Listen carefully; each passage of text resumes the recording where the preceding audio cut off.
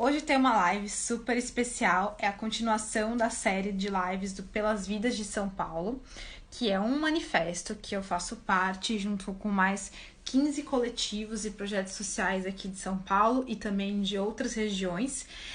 E qual que é a proposta, né, desse manifesto? Tem um monte de manifesto e tem que ter mesmo, as pessoas têm que se engajar, tem que cada vez mais serem ativistas. Eu acho que a crise que a gente está vivendo está mostrando de uma maneira muito difícil por que a gente tem que ser ativista.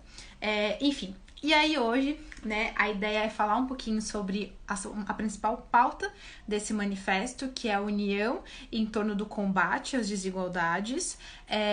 Só que assim, desigualdades, né, falar em desigualdades é um palavrão e significa muita coisa. Então, dentro desse guarda-chuva tem vários caminhos possíveis para a redução das desigualdades.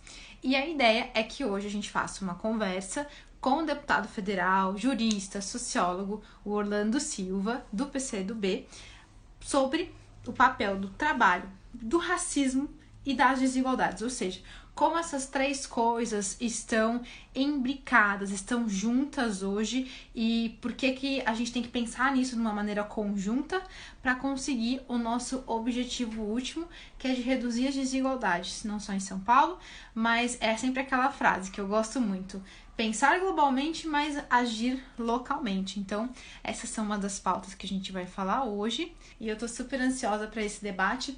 Então, queria falar um pouquinho, aproveitar, sobre essa série de live dos Pelas Vidas de São Paulo, né? A gente fez a primeira série com o vereador Eduardo Suplicy, e a ideia é que a gente traga nas próximas séries de lives políticos aqui de São Paulo, porque o manifesto ele está falando sobre São Paulo, sobre o combate às desigualdades na cidade. Né? Na verdade, o manifesto ele tem esse propósito de engajar a sociedade civil e mobilizar atuais e futuros políticos para que a gente se una e priorize o combate às desigualdades a partir de 4 metas para serem cumpridas nos próximos 4 anos. Então, a gente propõe 2 metas que são mais rápidas, digamos assim, ou seja, que dá para fazer num curto e médio prazo. A gente conseguiria já começar a fazer isso desde já. E outras 2 metas, essas 4 para serem cumpridas nos próximos 4 anos, que levariam um tempo maior, porque elas demandam mais logística, mais planejamento. E essas metas, as 2 primeiras, têm a ver com renda básica, distribuição de renda para redução de desigualdades, e a segunda tem a ver com a questão da mobilidade, que é um super problema aqui em São Paulo. Então, esse primeiro pilar da meta da redução das desigualdades, a gente está falando da proposta de uma renda básica cidadã, ou seja, que sempre foi, né, ou então durante muito tempo foi, uma utopia e hoje passa a ser uma realidade. Ou seja, a gente nunca imaginou que o governo fosse redistribuir R$ 600, que hoje é o auxílio emergencial para, assim, mais de 40 milhões de pessoas. Então isso, uau! E a gente sempre ouviu que não podia, que não tinha como. E agora teve que dar um jeito. A realidade, a necessidade da crise se impõe. E aí a nossa proposta poxa, será que não dá pra gente pensar em uma renda básica a nível municipal? Então, dá. A gente tem, inclusive, casos e bons exemplos sobre isso aqui dentro de São Paulo. Ou seja, falei de São Paulo não, aqui dentro do Brasil. Por exemplo, a gente tem Santo Antônio do Pinhal, dentro do estado de São Paulo, que está com uma proposta de renda básica sendo desenvolvida. E a gente também tem o caso de Maricá, que está muito mais avançado. E, gente, é muito, muito legal essa proposta. Porque o que eles fizeram? Eles fizeram, eles têm um cartão com uma moeda da cidade, que eles colocam uma quantidade de renda, que é essa moeda que eles criaram para a própria cidade, e o dinheiro só pode circular ali. Então, parte da população recebe, se eu não me engano, é o equivalente a R$ 130, esse complemento de renda, e isso, assim, dá um super giro na economia local, e é uma ideia muito criativa, e que já tem sido feita em algumas comunidades. Opa, vi que o Orlando assinou aqui. Deixa eu colocar ele na conversa. Enfim, E aí, a gente vai falar sobre essas pautas e algumas outras em relação à redução das desigualdades hoje. Estamos conectando. Oi, Orlando, tudo bem? Oi, Malu, como você vai? Tudo bem? Tudo bem, você consegue me ouvir Eu bem? te ouço perfeitamente. Você me ouve? Ouço muito bem também. Que bom, então estamos conectados. Primeira etapa concluída. Queria começar te agradecendo muito por ter topado participar dessa live comigo hoje. Não, eu que estou feliz. Eu que estou feliz. É muito bacana você ter gente jovem como você, bem formada, com capacidade política, intelectual, liderança, abertura para desafios novos no mundo de hoje, que é um mundo tão complexo que as pessoas acabam ficando em si, em objetivos curtos. Você tem um olhar muito largo, muito longe. Então, para mim é um orgulho poder encontrá-la aqui, conversar um pouco. Perfeito, Orlando. Eu que tô assim muito honrada também. Eu acompanho a sua trajetória há um tempo e tô louca para conhecer um pouquinho mais sobre essa trajetória. Então, na verdade, eu já vou até começar a introduzir a minha primeira pergunta. Eu já expliquei um pouquinho para o pessoal antes de você entrar. Que essa é uma série de lives que eu estou promovendo relacionada a um manifesto que eu faço parte junto com outros 15 coletivos e projetos sociais daqui da cidade de São Paulo e também de outros estados que tem o objetivo de engajar a sociedade civil e mobilizar atuais e futuros políticos para que a gente priorize o combate às desigualdades, assim como a gente tem se unido para priorizar o combate ao coronavírus. Então, eu acho que essa crise está mostrando o peso e a importância da política para resolver problemas sociais e a importância da gente quebrar essa polarização extrema e se unir, entendeu? Pelo bem da sociedade. E você é um político que eu sei que faz isso. E aí a minha pergunta, né, é para a gente começar essa live, que o tema é para a gente falar da relação entre trabalho, ou seja, os desafios para a geração de emprego e renda, com o racismo no Brasil e demais desigualdades. Então, como esses três temas vão se intercalando, e eu preparei umas perguntas bem legais para você, mas eu queria começar perguntando como que trabalho, racismo e desigualdades marcaram a sua trajetória e o que motivou você a querer ser político?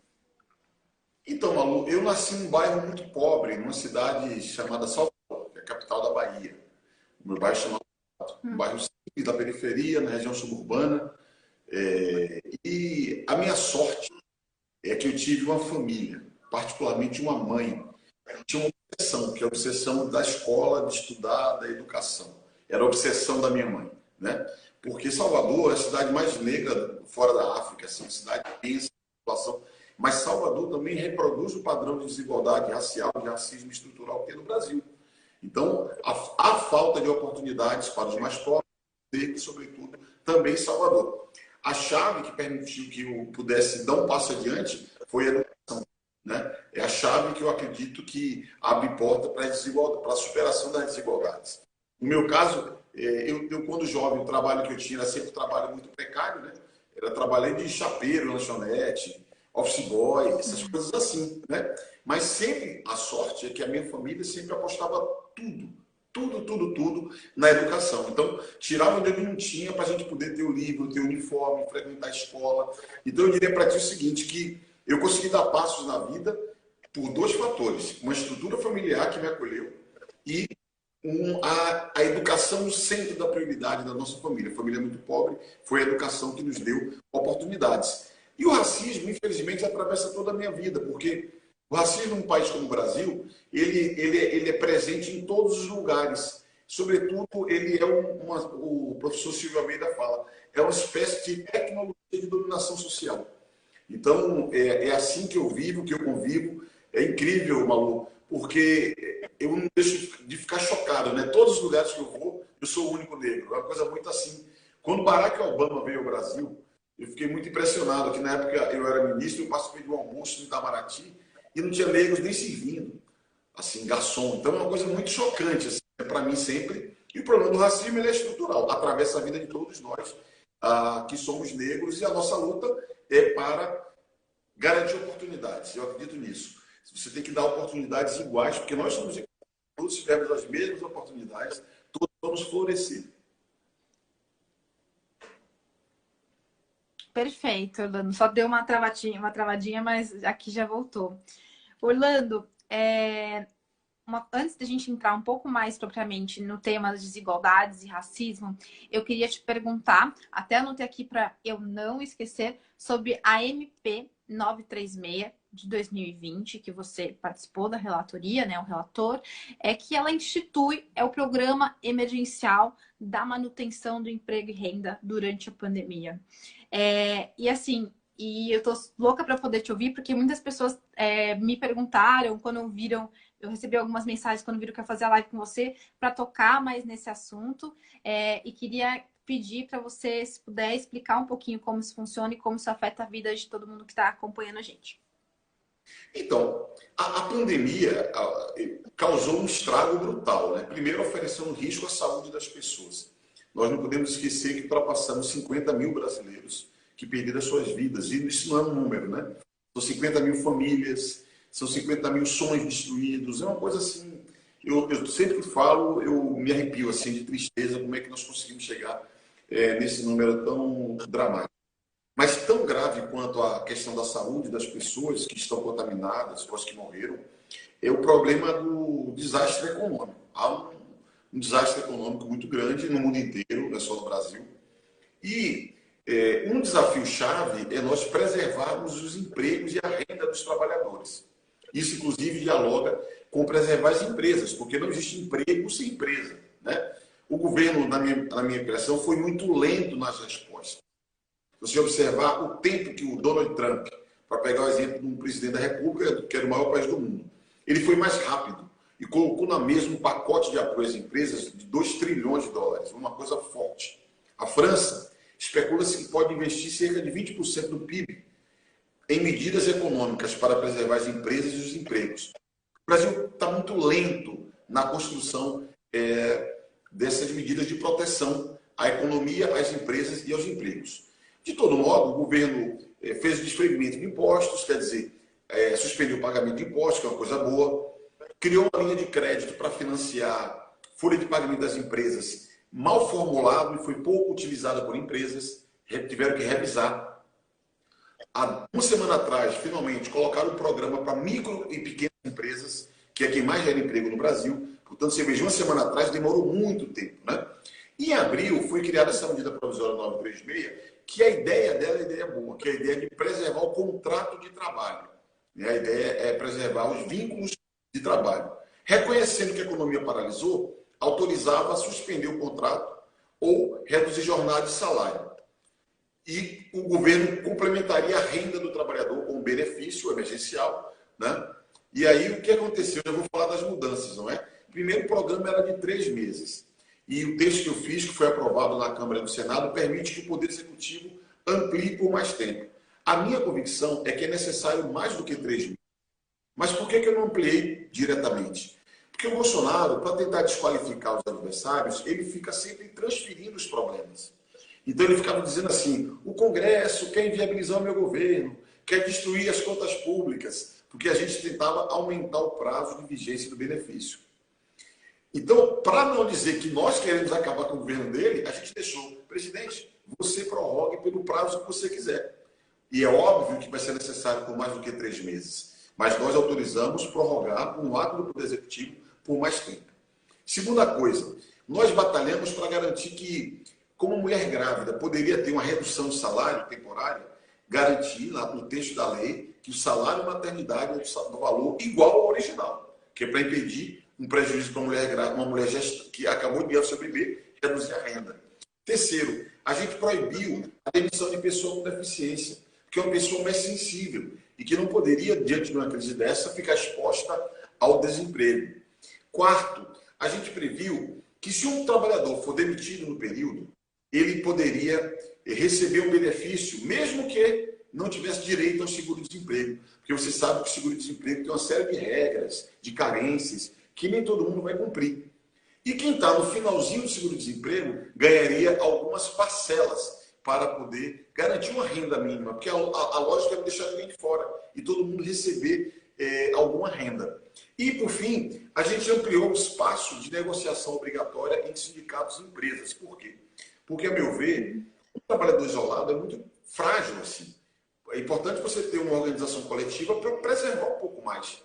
Às vezes o trabalhador não sabe nem todos os seus direitos. O sindicato tem gente especializada, tem advogado, tem assessores que podem ajudar a orientar. Então, nós ampliamos um pouco o leque do universo em que é obrigatório o acordo de convenção coletiva. Não era tudo que a gente queria, porque eu queria aumentar a renda. Eu queria que a renda fosse reposta integralmente para os trabalhadores que recebem até 3 salários mínimos. Mas, infelizmente, nós não conseguimos ter maioria de votos e nesse item nós perdemos. Eu diria que, no conjunto, é uma medida importante para uma fase crítica, muito crítica, para você preservar o emprego e preservar a renda. Queria que fosse um pouco mais. Mas, enfim, não conseguimos ter votos suficientes, mas diria que foi um passo que vai ajudar muitas famílias a atravessar essa tão difícil. Orlando, um ponto que me chama muito a atenção quando a gente fala da perda de renda e do aumento do desemprego é que a gente sabe que no total, assim, 4 em cada 10 brasileiros já perderam a renda e emprego só por conta da pandemia, fora a crise que a gente já estava enfrentando. E desse contingente de pessoas, a gente tem pesquisas, tanto da CNI quanto do Instituto Locomotiva, que revelam que 73%, ou seja, a grande maioria dessas pessoas que perderam renda, são pessoas pretas e pardas.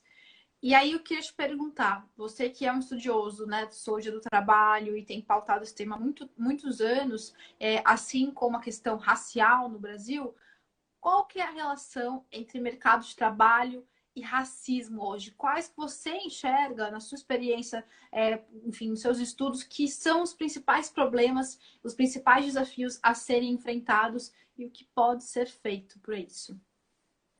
De largada, o problema do acesso à educação.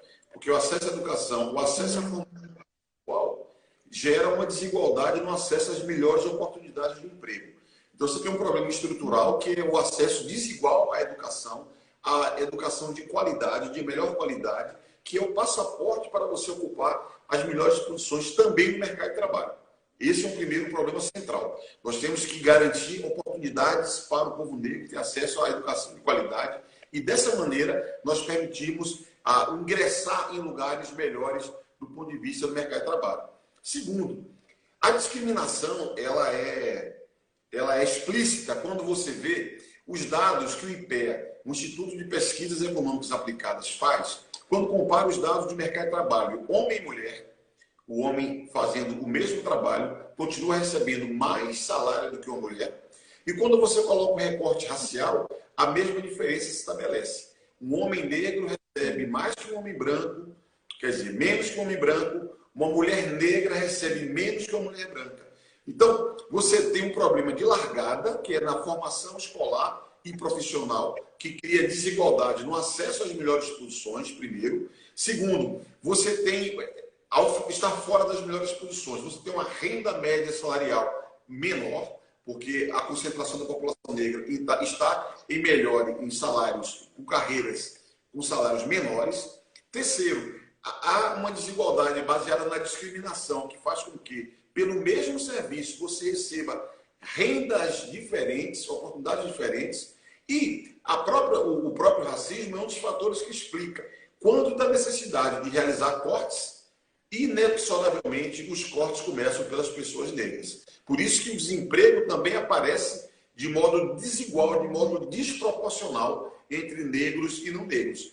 É uma face cruel da desigualdade e uma face cruel do racismo. Esse é o nosso desafio. Se a gente fosse examinar também outros recortes, por exemplo, os chamados empreendedores, é muito mais difícil você conseguir para empreendedores negros do que para empreendedores não negros. Porque você tem que ter uma orientação de políticas de ações afirmativas no conjunto da atividade da sociedade. Nós avançamos quando garantimos cotas nas escolas, nas universidades. Aqui em São Paulo, por exemplo, tem uma lei municipal, uma lei interessante, que estabelece cotas no serviço público. Inclusive prevê cotas para o primeiro escalão da prefeitura, que quase nunca é cumprido. Mas ela estabelece uma cota em todos os níveis da administração pública. É uma coisa bacana, porque você vai criando estímulos. Aí alguém poderia perguntar, Malu, mas veja, você com isso vai permitir que alguém que no concurso tenha uma nota um pouco menor consiga ocupar o lugar de alguém que tem uma nota um pouco maior? Sim, porque para garantir a justiça e a igualdade, você tem que tratar desigualmente os desiguais. E isso é uma medida temporária. Nós não estamos defendendo que seja uma regra para sempre. Nós queremos que seja uma medida temporária. Nos Estados Unidos, que começou política de ações afirmativas nos anos 60, não por acaso, Condoleezza Rice já foi uma ministra estratégica, não por acaso Colin Powell já foi um ministro estratégico, não por acaso Barack Obama foi presidente da República. Portanto, não por acaso você tem personalidades em posições de mando no país. No Brasil, infelizmente, você não tem. Nunca teve um presidente negro. Os ministérios são ministérios com menor influência política. Joaquim Barbosa foi o único negro no Supremo Tribunal Federal. Então, quando a gente defende ações afirmativas, é que elas podem ter impacto em todo o conjunto da sociedade, no mercado de trabalho, no poder público, e tudo isso tem um valor, Malu, tem uma carga simbólica muito forte. Vale pelo que vale em si e vale pelo simbólico, porque Barack Obama, quanto nos inspirou de pessoas imaginando que podem ser presidente da República. Então, eu acredito muito também nesse plano simbólico, que é cultural, mas tem um valor incrível. Com certeza. E quantas também meninos e meninas negras também não olham para você e se inspiram, assim como eu me inspirei. Hoje eu sou filiada ao Cidadania, né? Que aqui em São Paulo é o partido da vereadora Soninha Francini. E ela foi uma das primeiras mulheres que eu votei. Sabe por quê? Eu trabalhava como vendedora de roupas aqui na Galeria do Rock, no centro de São Paulo, quando eu tinha uns 17 para 18 anos. E era uma das minhas primeiras eleições em que eu ia votar. E eu lembro dela chegar na loja, assim, uma mulher jovem. Eu lembro que ela chegou com o santinho dela e começou a explicar as propostas. E nunca na minha vida, eu que venho de uma região mais periférica de São Paulo, né, no extremo norte, que fica aqui na região da Vila Mazei, nunca na minha vida eu imaginei que um político pudesse ser assim. A imagem que eu tinha era de um homem branco, de meia idade, todo bem vestido, formal, e não de uma mulher jovem, vestida igual eu, assim, de tênis e camiseta, e ainda me explicando as propostas dela, que não estava, sabe, só tentando comprar o voto, pendurar o santinho lá na porta da casa, sabe? Porque quem mora, assim, extremo norte, extremo sul de São Paulo, sabe como é que é a política, as eleições na ponta. Então, a gente vê o pessoal, você só sai do seu portão, tem um negócio grudado, o líder comunitário vem falar em quem você tem que votar. Então, quando eu vi aquilo pela primeira vez, eu falei, caramba, você pode ser candidata? Comecei a pensar nisso, sabe? E alguns anos depois, eu também tive esse interesse de estar participando mais da política. E acredito que a mesma coisa vai acontecer com muitas vezes que olham para você, pessoas que olham para você, meninos negros, meninas negras, para o Obama, Joaquim, enfim, entre outros exemplos que a gente tem. Eu acredito muito no poder da representatividade para a política. E eu tinha uma pergunta complementar a essa sobre a questão do racismo no mercado de trabalho, que vem a ver com, você citou do exemplo de cotas no serviço público e no setor privado. Você acha que se a gente tivesse cotas raciais, isso ajudaria? A gente tem alguma coisa rolando sobre isso hoje já no Congresso? Então, no Congresso Nacional não tem. Mas na sexta-feira eu bati um papo no programinha que eu tenho aqui na gente, chamado Papo Preto, que eu recebo algumas personalidades negras. Eu recebi o Maurício Pestana. O Maurício Pestana é um cartunista, jornalista, ele é editor daquela revista Raça, que é uma revista super importante, dirigido para a comunidade negra. Ele foi secretário de Políticas de Promoção da Igualdade Racial, aqui na cidade de São Paulo, no governo do Fernando Haddad. E eu lembro que eu participei de uns eventos com ele, muito interessantes. Por quê? Ao lado dessa cota no serviço público, ele conseguiu bolar um programa que tinha alguns seminários sobre diversidade racial na cidade de São Paulo. E o curioso é que ele envolveu várias empresas. Infelizmente, a maior parte das empresas eram multinacionais, sobretudo as empresas americanas, porque nos Estados Unidos, na França, esse tema é mais presente, né? É considerado como um traço de responsabilidade social das empresas, agrega valor à marca das empresas, o recorte racial na seleção dos seus quadros, sejam quadros que vão executar tarefas mais simples, sejam executivos que estão em altas posições nas empresas, né? Eu diria assim que é um desenvolvimento cultural a mais na cultura empresarial, que no Brasil nós não temos isso. Então, em alguns países da Europa, sobretudo na França e nos Estados Unidos, isso tem muito valor. Então, eu acredito que isso está crescendo no Brasil. Eu já percebi algumas grandes empresas na área de tecnologia de informação, no setor bancário, no setor de varejo. eu já percebo que tem empresas que começam a valorizar ter mulheres entre os seus líderes, ter negros entre os seus líderes. Isso é uma questão que você levanta decisiva. Eu acredito que é importante, mais do que cota, nós mexermos com a cultura empresarial. Nós temos que criar espaços premiais. No Brasil, nós temos uma cultura que eu acho que é complicada, que é as regras, elas prevêem sempre sanções. Nossa perspectiva é sempre sancionatória. Faça isso. Se não fizer isso, você vai ter tal punição. Eu acredito muito na perspectiva premial. No sentido seguinte, faça isso. Se você fizer isso, você vai ganhar isso aqui. É uma forma de você estimular a construção de um outro espaço, outra ambiente, outra dinâmica, outros padrões, outra cultura. Então, eu creio que falta ainda, por parte, aí sim, o poder público. Acho que a cidade de São Paulo, você é da cidade de São Paulo, eu sou da cidade de São Paulo, nós temos que fazer com que o poder público tenha uma lógica premial que estimule essa mudança da cultura empresarial. No caso do poder público, podemos até estabelecer cotas. No caso do setor empresarial, a minha perspectiva é que valeria mais uma lógica premial. Está passando aí a professora Adriana Vasconcelos. Beijo para você. Beijo, professora. Achei ótimo esse ponto e porque quebra também alguns paradigmas, né? Eu gostei de dois pontos que você trouxe e queria ressaltar. Esse de, ao invés de você punir, penalizar pelo não cumprimento das normas, da lei, das regras, você premiar as pessoas que conseguirem atingir as metas estipuladas pelas leis, por exemplo, né? Então, eu acho que faz super sentido e é uma mudança cultural. Você está dando estímulos positivos para essa mudança, né? E não penalizando, porque aí você acaba provocando ainda mais desconfortos, talvez, e a coisa pode acabar não indo para frente. Então, eu acho que isso é um tabu até, é uma maneira legal de você pensar em políticas afirmativas, políticas públicas. E outro ponto que você trouxe, que eu gostei muito, é que a gente fala muito de direitos iguais, né? Mas a gente está numa sociedade extremamente desigual. A gente sabe que as oportunidades, os acessos estão completamente diferentes dependendo do seu CEP, da sua renda, da sua família, da sua classe, da sua raça, etnia, da sua cor, do seu gênero e por aí vai. Então, é muito cruel você falar, todo mundo tem o mesmo direito, todo mundo tem direito igual numa sociedade com tanta injustiça social. Então, acho que isso é um ponto importante para a gente trazer, que você trouxe muito bem.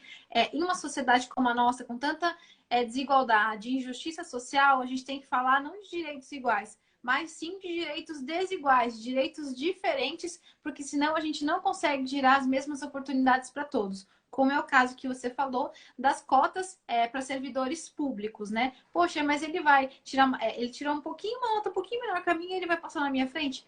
Vai, porque senão a gente vai demorar mais 100 anos para que a gente tenha uma igualdade racial no serviço público, enfim, em outras empresas e na sociedade como um todo. Então é muito importante isso e quebra alguns tabus, né? Daquilo tipo, a lei, se quem não cumprir, tem que penalizar.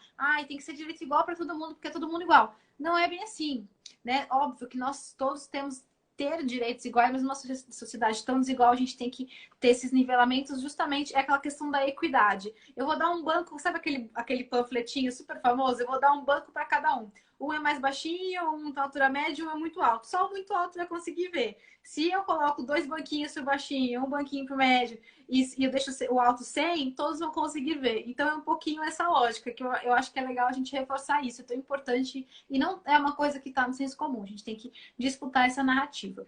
E ainda, falando sobre desigualdades, tinha outros dois temas que eu queria trazer para você. Então, a gente falou um pouquinho sobre a questão do mercado de trabalho, desafios para geração de emprego e renda, e também sobre a questão do racismo estrutural. E eu queria te perguntar, agora no âmbito mais geral das desigualdades, que tem outro ponto que eu acredito que é muito importante para a gente ter mais equidade, mais justiça social, que é a distribuição, a redistribuição de renda. E eu acho que não tem como a gente falar em reduzir desigualdade sem falar em redistribuir renda. E eu acho que hoje a gente tem duas pautas sendo debatidas tanto no Congresso quanto no debate público na sociedade civil mesmo, que é a questão da renda básica de cidadania e a questão da reforma tributária. Então, a renda básica, há pouco tempo atrás, ela era uma utopia e hoje, com o auxílio emergencial e com a crise que a gente está vivendo, ela passa a se tornar uma realidade. ela é uma realidade que se impôs, na verdade. Em contrapartida, desde o ano passado já vinha se discutindo uma reforma tributária no Brasil, e, enfim, esse ano com a pandemia parece que a discussão deu uma parada, mas ainda está rolando, né? Ainda só não está pautada a votação e andando, talvez como andaria se a gente não tivesse nessa crise do coronavírus. E aí eu queria te perguntar, você acha que a gente pode transformar daqui em diante o auxílio emergencial em uma renda básica no Brasil? Você acha que isso é viável? E aí eu queria te perguntar também, aproveitar e esticar, qual o papel da reforma tributária para garantir políticas como de transferência de renda, como a renda básica, o auxílio emergencial e também Bolsa Família? Então, eu queria perguntar um pouco da sua visão sobre a reforma tributária e também sobre como a renda básica pode avançar ou não no Brasil. Olha, eu estou vendo que tem gente participando aqui e eu vi que o Adamir está dizendo o seguinte: tratar igualmente desiguais produtos de desigualdade. É exatamente isso que nós estamos dizendo aqui. Se tem desigualdade fruto de um processo histórico secular de discriminação, de racismo, e se nós considerarmos que o racismo é, como eu falei no começo, uma tecnologia de dominação, ele é estrutural no sistema econômico, social, político, cultural, ele é estrutural. Ele precisa ter medidas que quebrem com esse padrão estrutural de reprodução dessa desigualdade, Davi. Isso vale para tudo. Depois a gente pode falar um pouquinho aqui sobre a questão da violência policial, que eu já vi que passou aqui, uma turma levantando essa preocupação. Mas, Malu, como é que eu vejo? Primeiro que o Brasil é um país muito desigual. O Brasil é um país rico, nós somos uma das 10 maiores economias do mundo, mas somos um país que tem um nível de desigualdade brutal. O número de milionários no Brasil, digamos assim, é muito grande em comparação ao conjunto da população. E o número de miseráveis também é muito grande. O número de pessoas que estão abaixo da linha de pobreza, infelizmente, voltou a crescer no Brasil. Então, quando nós discutimos o problema de uma renda básica cidadã, né? Eu lembro sempre do senador Suplicy, que é um personagem que conversou com você aqui dia desses, e ele sempre falava disso. Esse é um tema internacional. Primeiro. Segundo, diferentemente do que muitos imaginam, essa não é nem uma agenda de esquerda. É uma agenda de economistas conservadores, que desde os anos 20, dos anos 30, esse debate existe no âmbito de uma agenda conservadora, considerando que o processo de produção da economia capitalista sempre mantém uma parcela à margem, e essa parcela, para ter dignidade, precisa ter uma renda. E quem pode garantir essa renda? O Estado. Por que o Estado tem a obrigação de garantir? Porque o Estado é provedor no sentido de diminuir os danos sociais, diminuir as tensões sociais fruto das contradições. Então, essa ideia de ter uma renda emergencial, uma renda básica, uma renda cidadã, para aqueles que estão abaixo da linha de pobreza, eu considero que é algo fundamental. Votamos emergencialmente em função da pandemia. Eu imagino que esse é um belo debate fazer a manutenção de uma renda permanente. Agora, evidentemente que essa renda ela deve ser mantida agregando determinados valores. Por exemplo, uma virtude do Bolsa Família são as chamadas contrapartidas. A criança tem que estar na escola, o calendário vacinal tem que estar em dia, tem uma série de requisitos que a família tem que cumprir. Parece pouco, mas a manutenção do calendário vacinal em dia, isso impacta enormemente na saúde das nossas crianças. Né? Parece pouco, mas a média de R$ 200 que você acrescenta a renda daquela família, você valoriza demais a nutrição dessas crianças. Parece pouco, mas você obrigar a frequência escolar foi fundamental para nós combatermos a evasão da educação infantil. Portanto, eu creio que ter uma política de renda mínima, permanente, universal, para aquela população de determinado nível socioeconômico, garantida contrapartidas, eu considero que é muito importante para garantir a dignidade. Eu volto ao começo. A minha sorte de um rapaz que nasceu, uma criança que nasceu numa favela em Salvador, qual foi a minha sorte? Uma mãe, uma mulher determinada que compreendia que a educação era fundamental, mas ela tinha emprego para garantir a sobrevivência da família. Então, por vezes, você, numa economia que ainda é muito informal, como a economia brasileira, uma renda básica é absolutamente fundamental. E isso se vincula à reforma tributária na medida em que políticas sociais têm que caber no cobertor da receita pública. E a forma como nós arrecadamos essa receita no Brasil é uma forma injusta. Por que ela é injusta? Porque a chamada tributação é regressiva. Todo mundo paga imposto igual. Por exemplo, nós tributamos o consumo. Então, se eu vou ao mercado e compro 1 quilo de feijão, ou um trabalhador que ganha um salário mínimo vai ao mesmo mercado e compra o mesmo quilo de feijão, eu pago, tendo uma renda maior do que ele, o mesmo de imposto que ele paga. Isso não é justo. Se eu tenho uma renda maior, eu devo pagar mais imposto do que quem tem uma renda menor. Você ficar desde 2015 sem atualizar a tabela do imposto de renda, por exemplo, você tributa assalariado. Você tem professores da rede municipal de São Paulo pagando um dinheirão de imposto de renda, né? Porque nós temos um piso baixo da tributação de renda, que na verdade é salário. A pessoa vive daquilo, não tem poupança nenhuma, né? E ao mesmo tempo, quando você vai ver, eu sempre gosto de comparação internacional, né? Nos Estados Unidos, imposto sobre herança chega a 50%.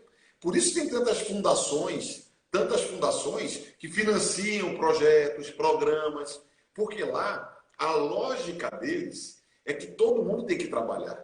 E não faz sentido você viver da herança do seu pai, da herança do seu avô, da herança do seu bisavô. Por isso essa restrição do repasse dos patrimônios de geração a geração. É outra cultura, em que o trabalho tem um outro tipo de valor. Aqui no Brasil, quando o máximo você chega é 8% a tributação sobre herança. No Brasil, Malu, tem uma coisa inacreditável. Você, só no Brasil e na Estônia, você não tributa lucros e dividendos. Aí, um diretor executivo de uma grande empresa, ele não tem salário. Ele recebe participação dos lucros. Ele recebe dividendos e não paga um centavo de imposto. Isso não existe. Só tem isso no Brasil e na Estônia, mas em nenhum lugar do planeta. Então, eu acredito que é necessário você mudar a lógica da tributação. A lógica tem que ser quem tem mais, paga mais. Quem tem menos, paga menos. E um tanto de pessoas tem até que ser isento. Igual em São Paulo. Tem um tanto de imóveis que são isentos de IPTU. Isso deveria valer para toda a atividade econômica, de modo a você preservar as pessoas que têm uma renda menor. Com certeza. Concordo com todos esses pontos. E é isso. Não tem como falar, né, de reduzir desigualdade sem a gente falar da reforma tributária, que, na verdade, a maneira como a gente escolhe, né, os nossos tributos é um direcionamento coletivo para onde que a gente quer chegar enquanto sociedade, né? E hoje a gente está caminhando para uma sociedade cada vez mais injusta e desigual com os tributos, né, os impostos, como estão colocados hoje de uma maneira regressiva, que é justamente o oposto do que você acabou de falar, né? Então, quem tem menos paga mais e quem tem mais paga menos, que é um tremendo absurdo. E aí está o tamanho da necessidade da gente conseguir fazer essa reforma, pautar para que ela seja de fato progressiva e mais justa e que a gente consiga implementar políticas sociais que também é aquilo, né? Reforma tributária, redistribuição de renda e assistência social. É isso, assim, eu acho que é o tripé que vem na minha cabeça quando a gente fala em redução de desigualdade. Mas, Orlando, antes de eu te fazer a última pergunta, eu acho que vale a gente tocar nesse tema que a galera levantou aqui, que é o tema da violência policial contra a população negra e que tem tudo a ver com a pauta do nosso debate de hoje, trabalho, racismo e desigualdades. Eu tenho uma percepção que é a seguinte, a gente vive numa democracia que é muito, muito, muito jovem. A gente nunca teve uma justiça de transição, de fato, olha, estávamos num regime autoritário, agora nós temos uma democracia e, enfim, ter toda uma educação cívica, política, colocar oportunidades para que as pessoas participem, cobrar uma justiça, direito à memória, direito à verdade, enfim, tudo isso ainda é muito disputado e tudo que a gente conquistou ainda foi com muita luta e foi pouco perto do que a gente poderia entregar. E aí minha percepção é que hoje nós temos no Brasil um Estado democrático de direito para a população economicamente incluída, majoritariamente branca. E nós continuamos tendo um estado de exceção que persegue, que some, que mata, que tortura, que prende, encarcera em massa a população preta, periférica e pobre.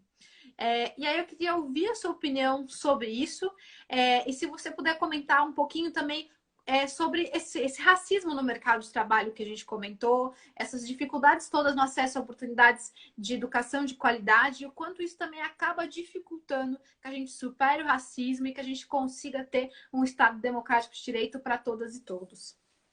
Então, isso para mim é uma coisa super sensível, né? Por que super sensível? Porque até pessoalmente, de onde eu vim, de onde eu nasci, Eu, criança, pude perceber essa diferença, porque muitos meninos, adolescentes já eram perseguidos pela polícia, alguns mortos, muitos presos, os garotos que conviviam comigo na minha casa. Então, é muito duro, porque a violência do Estado, o Estado não só não oferece oportunidades, como a face do Estado, muitas vezes, para uma parcela grande da periferia, é a face da polícia, é a face da repressão, é a face da violência. Então, isso é uma coisa que é muito cruel. Na semana passada, eu dei entrevista para o IG, que é um site de notícias, como pré-candidato a prefeito, você sabe que eu sou pré-candidato a prefeito aqui em São Paulo, e quando falamos um pouco sobre isso, eu falei uma frase que eu senti que os jornalistas se surpreenderam, que eu falei assim: todo dia morre um George Floyd nas periferias de São Paulo.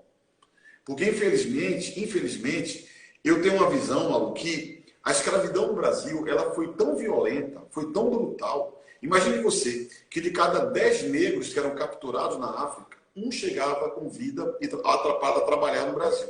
Você vê a brutalidade e a violência. O escravismo no Brasil durou 4 séculos e 5 de vida que nós temos.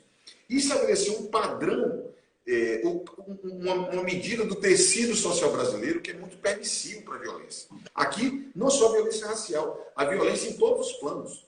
O Brasil chegou a alcançar 65 mil homicídios por ano. Isso é inacreditável. O ano passado foi 57 mil mortes de homicídio. É um número inacreditável.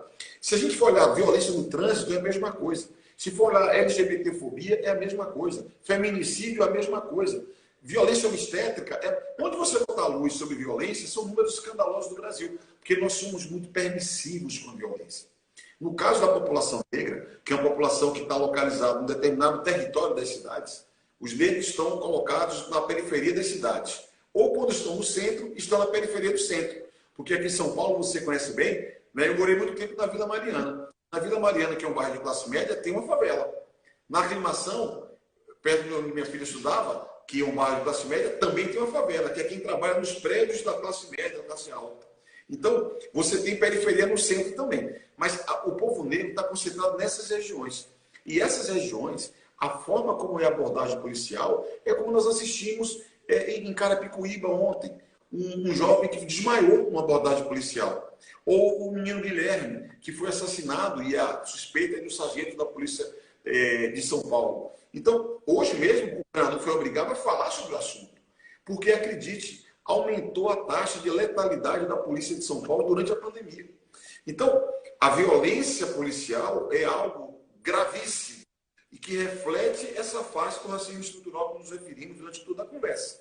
Porque a juventude negra está em determinado local, em determinado território, e a abordagem que chega ali é uma abordagem absolutamente violenta. Eu ainda... Tem coisa que eu falo e arrepio, assim, porque eu sinto muito isso. Eu ainda me marcou a frase do George Floyd: eu não consigo respirar.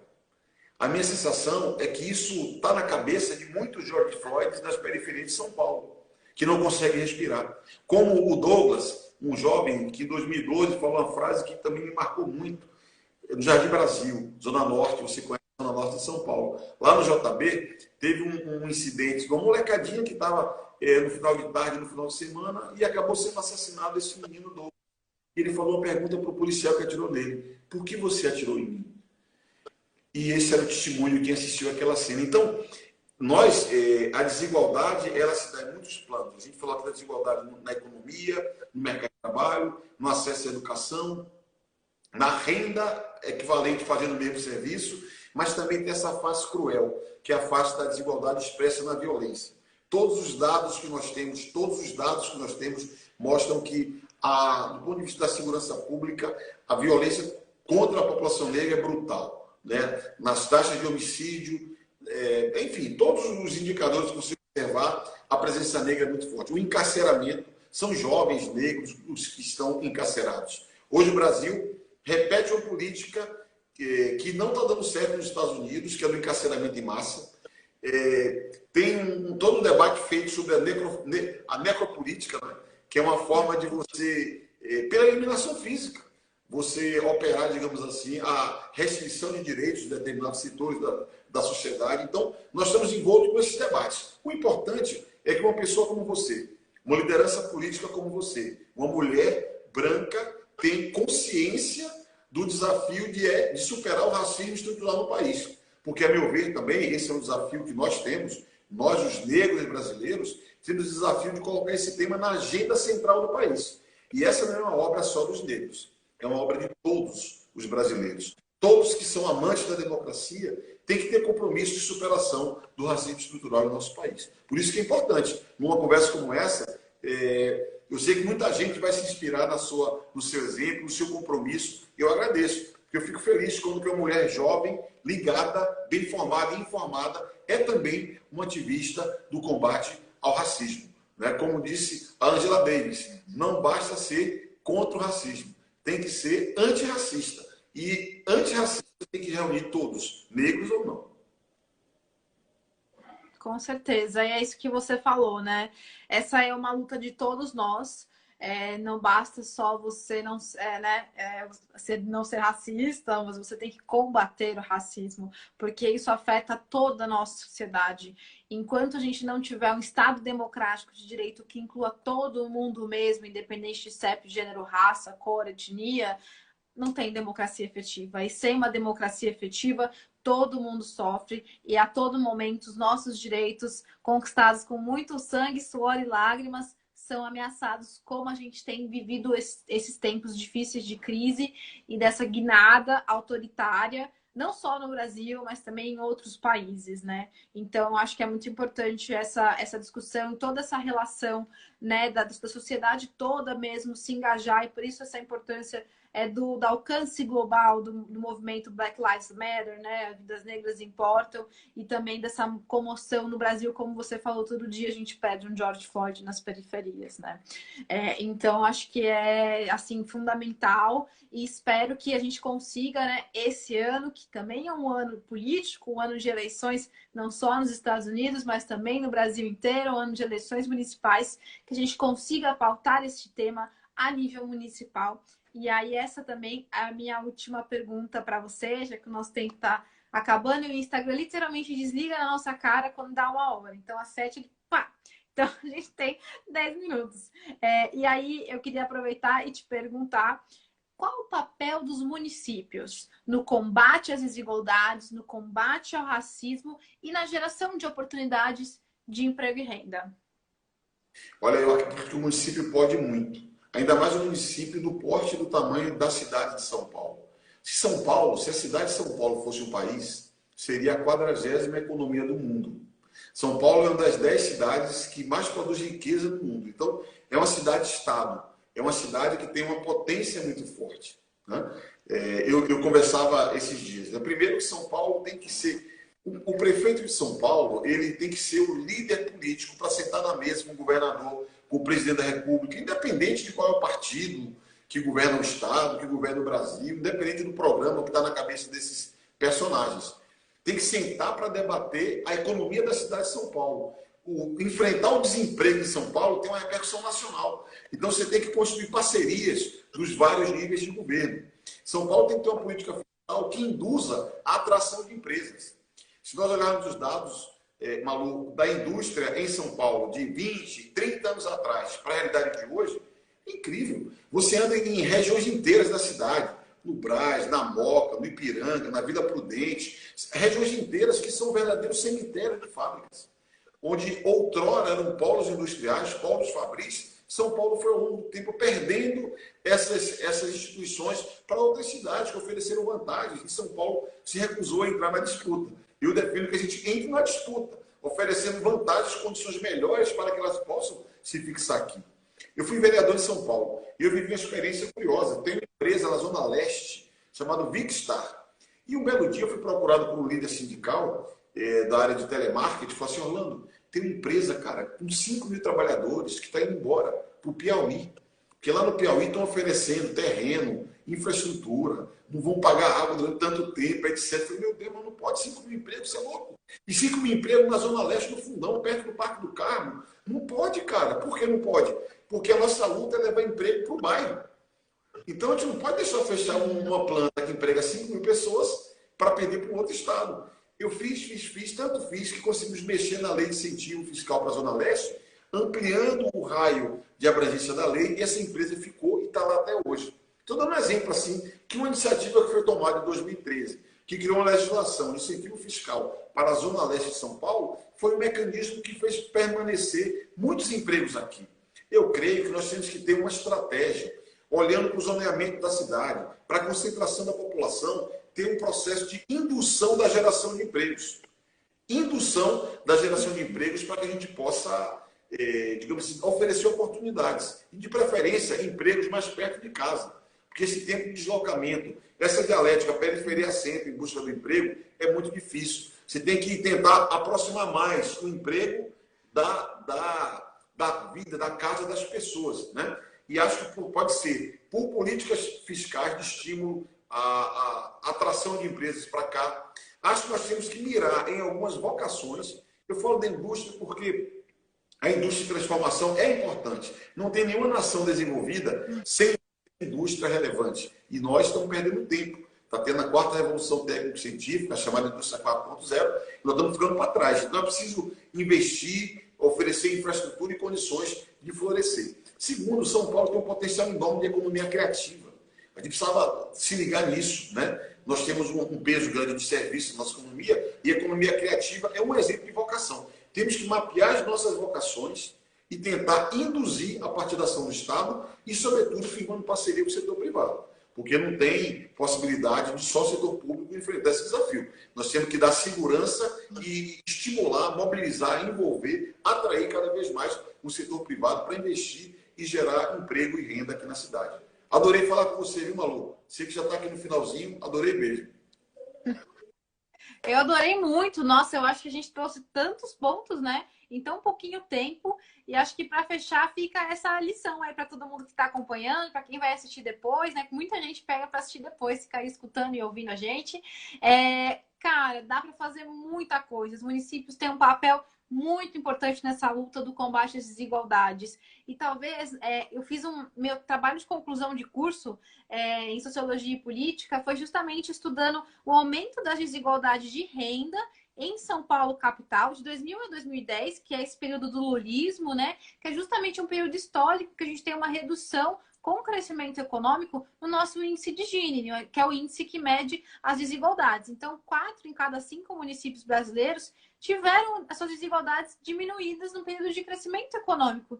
E São Paulo não. São Paulo não só não acompanhou, como a desigualdade aqui disparou nesse período. E muito tem a ver com o que você acabou de trazer. Não teve uma ação do nosso estado, do nosso município integrada para, por exemplo, fixar as indústrias aqui, fixar as empresas aqui. Muitas delas, foram para outros estados. Então, aí a nossa taxa de transformação industrial, ela cai assim bruscamente, cai 7 pontos, enquanto você tem outros estados e municípios crescendo muito. No Tocantins, você citou o caso do Piauí, assim, outros estados que não tradicionalmente comportariam essas indústrias, né? Então, o estado tem muita essa disputa. O estado não tem que intervir na economia. Gente, não existe economia sem estado. É assim que funciona no sistema capitalista de produção. Então, eu acho que tem um papel super importante e um papel de gerar oportunidades e de reduzir desigualdades também. Então, muito obrigada pela aula. Temos aí poucos minutinhos. Queria te agradecer. Pedir para você também não esquecer de assinar o nosso manifesto pelas vidas de São Paulo. Eu sei que você já é super comprometido com a pauta das desigualdades, mas muito importante saber que a gente está junto do mesmo lado nessa luta. Tem várias pessoas que já assinaram, então o vereador Suplicy, a deputada Tabata, o Taíde, enfim, vários coletivos. Então vai ser uma honra ter você com a gente também nessa luta. Uma alegria, adorei mesmo. Estou te acompanhando, vou torcer muito por você esse ano também. Espero que passe a pandemia e a gente possa tomar um café, conversar pessoalmente, tá bom? Sim. Sigamos. Beijo. A luta continua. Lutar sempre. Vai ser uma honra. Beijo, Orlando. Até as próximas. Beijo, pessoal. Boa noite para todo mundo.